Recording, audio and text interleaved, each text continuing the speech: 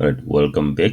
Let's look at how we can restrict a domain of a many to one function so that its inverse becomes a function. Remember, in the previous lesson, we talked about the inverse of a many to one function. We said that the inverse of a many to one function is not a function.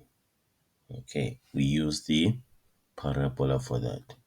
Okay, the inverse of a many to one function can be restricted so that its inverse becomes a function. Let's consider the graphs of f of x and its inverse.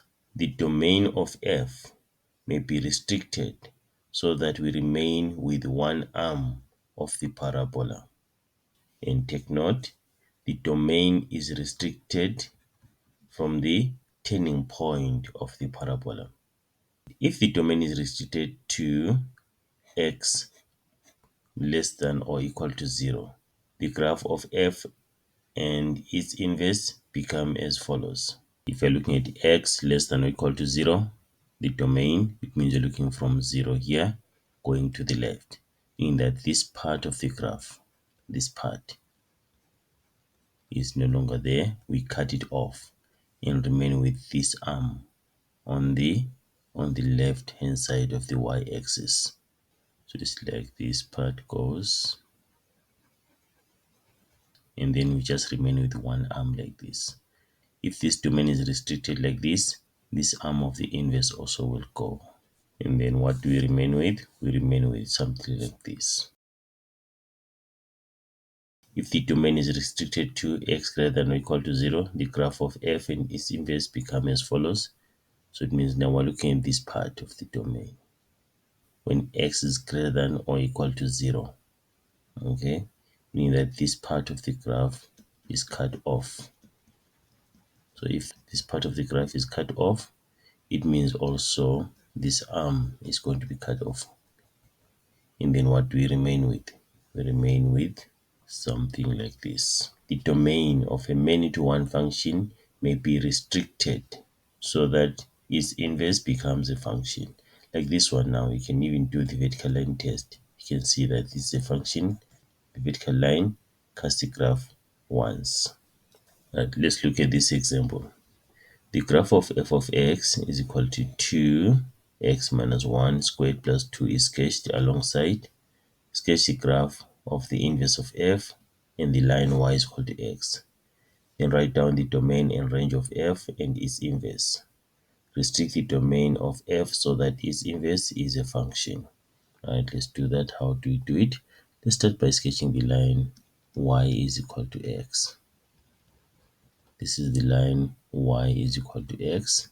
Remember, the graph and its inverse are reflections of each other about the line y is equal to x. Now, y becomes x, x becomes y. So it means for the inverse, we're going to have 0.21. It means the turning point here is going to be 2, 1. Save this point. Let's say this is 2, 1. And then we have 0, 4 here. So it means we're going to have 4, 0. And then we have 4, 0. So something like this. 4, 0. Just swap the coordinates. X becomes y, y becomes x. And then you can sketch your graph. Write down the domain and range for f and its inverse. So for f of x, what is the domain? Domain for f of x, we're saying x is an element of real numbers. Or you can say x is from negative infinity to infinity. And then range for f of x, y is greater than or equal to 2. Y is greater than or equal to 2. You check the turning point. Or you can say y is from 2 included to infinity. Right, for included we use the square bracket, then infinity is round bracket. For the inverse, x is greater than or equal to 2. Okay, because it's from here going to the right. Right, check. Our range was y greater than or equal to 2. Now the domain is x greater than or equal to 2. Where there's x, put y. Where there's y, put x. And remember, your domain are the x values and range is the y values. Okay, or you can say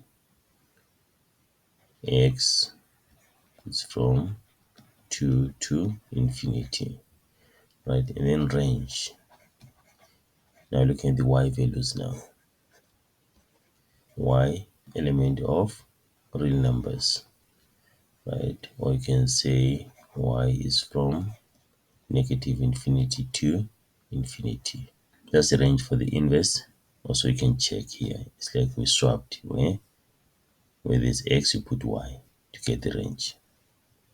Then restrict the domain of f so that its inverse is a function. The domain is restricted where? At the turning point. So this is the x value 1. It means you can say x less than or equal to 1 or x greater than or equal to 1. That's how you can restrict the domain.